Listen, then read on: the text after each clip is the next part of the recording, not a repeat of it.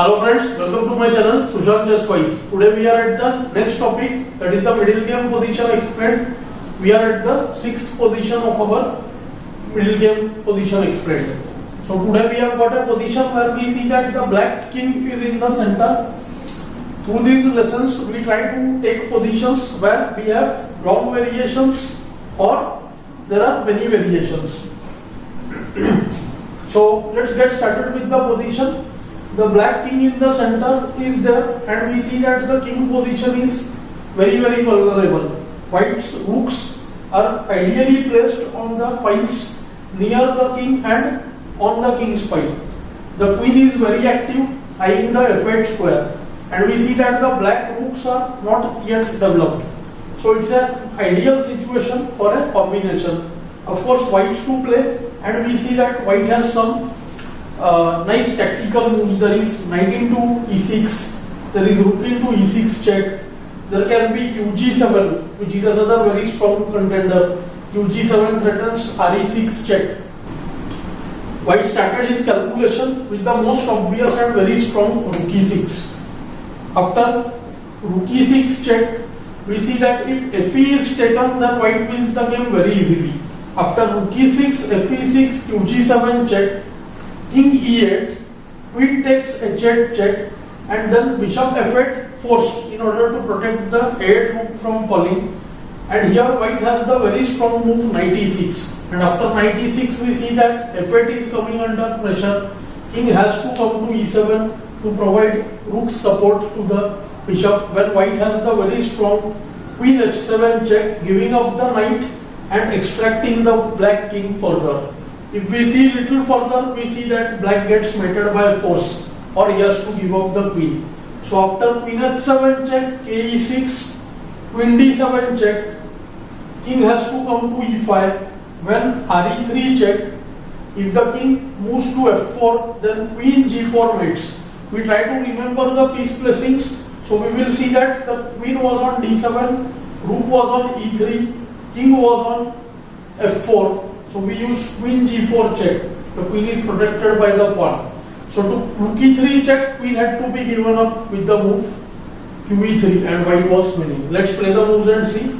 After re6 check, fe6, queen g7 check, ke8, queen h8 check, bishop f8, knight e6, ke7, qh7 check. Very simple. There are other ways as well. We could play the move rook e3 also directly. King takes e6, qd7 check, k e5, rook e3 check. Note that f4 check was not possible. Queen is pinning the pawn on f2. So queen into e3 is actually forced when after fe we see that black has huge material deficit. Queen versus rook and bishop, plus queen will be able to grab more pawns. Already white has extra pawn in that position. So it is 6 versus 5 pawns. And after the king moving to f4, we have got simply qg4 checkmate. g3 was also checkmate. Let's go to the main variation now. Rook e6 check, kd7 forced, and now white again forces the black king out in the open. So most obvious move which comes to mind is of course rook into d6. Many will think about the move rook f6, but here white is willing to force the game and bring the black king down and mate it. So rook d6 check, kd6, and here of course there is possibility of going wrong. White had considered both the moves knight f5 and knight b5 check. After knight b5 we see that there is ke7 when queen e3 check is not possible. Okay, and after the move rook e3 check, king is quite safe on the d7 square, where white might have to repeat by the move rook d3. But there also we see the king might go to the c8 square. Of course kc8 loses to qh8, but black can try to repeat the game. So after knight f5 check, black king has 3 choices. It can go to the e5, e6, and e5 will take up as one choice, c7, and there is c5. So 4 moves in all. Let's look at them one by one. After knight f5 check, king c5, then queen e3 check. Queen gets to give check from the e3 square. When after king b5, rook b3 check, and the queen is lost. And after the move kc4 also we can play rook c3 check and force him to go king to the b file and rook b3 check and win the queen. We'll be playing the moves and seeing them. Knight f5 check, kc5, qe3 check. After kb5, rook b3 check and rook takes the queen. So queen and knight are far stronger than two rooks. After kc4, white can be blessed. Queen e4 check, forcing the king to now go to the b file. After kc5, we have queen d4 check, king b5. Here we can go for mate. Knight d6 check, king moves to a6, then rook a3 check, and it is going to be mate soon. After the move king, queen a5, qc4 check. After b5, qc6 is checkmate. And after kb6, rook into a5 and white wins the game. Black went for the move ke6 in the game. After the move kc7, white has queen f4 check, king c8, and we see knight e7 checkmates. So this line is quite simple, but white had to note that the black king shouldn't escape on the queen side. After the move knight f5 check, the king has to come to e6 or e5. To both of them, there is rook e3 check. When the king has to come out, if king f5, then we see that g4 mates. So the only line is king d7.